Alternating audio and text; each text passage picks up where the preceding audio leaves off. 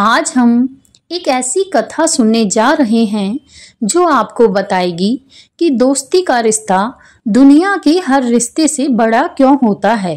यह कथा है द्वारका के राजा श्री कृष्ण और उनके गरीब मित्र सुदामा की। बहुत समय पहले की बात है। भगवान श्री कृष्ण और उनके परम मित्र सुदामा सांदीपनि ऋषि के आश्रम में एक साथ शिक्षा ग्रहण करते थे। वे दोनों गहरे मित्र थे और उनका स्नेह अटूट था। समय बीतता गया और दोनों अपनी अपनी राहों पर निकल पड़े। श्री कृष्ण द्वारका के राजा बने और सुदामा एक गरीब ब्राह्मण के रूप में अपना जीवन बिताने लगा।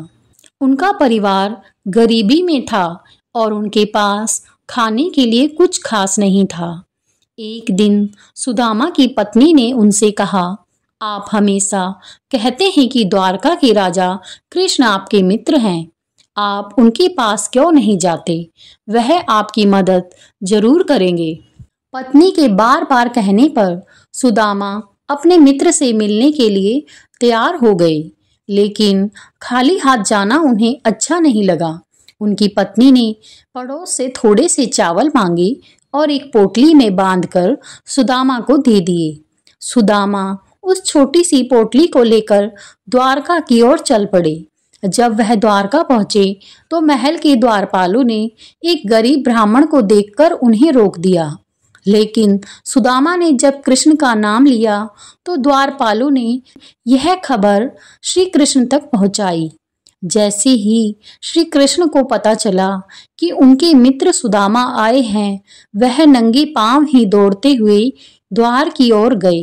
उन्होंने सुदामा को गले लगा लिया और अपने महल के अंदर ले गए। श्री कृष्ण ने सुदामा को अपने सिंहासन पर बैठाया और उनके पैरों को धोया। यह देखकर सभी लोग हैरान थे। श्री कृष्ण ने सुदामा से पूछा कि वे उनके लिए क्या लाए हैं। सुदामा उस छोटी सी चावल की पोटली को छिपा रहे थे।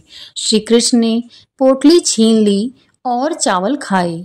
उन्होंने पहला मुट्ठी चावल खाया और सुदामा को धन दौलत से भर दिया। दूसरी मुट्ठी खाते ही उन्होंने सुदामा को सुख सुविधाएं दी। जैसे ही वह तीसरी मुट्ठी खाने वाले थे, रुक्मणी ने उनका हाथ पकड़ लिया और कहा, स्वामी, इतना सब कुछ मत दीजिए, नहीं तो हमारे पास कुछ नहीं बचेगा। सुदामा अपने मित्र के प्रेम और आतिथ्य को देखकर बहुत प्रसन्न हुए।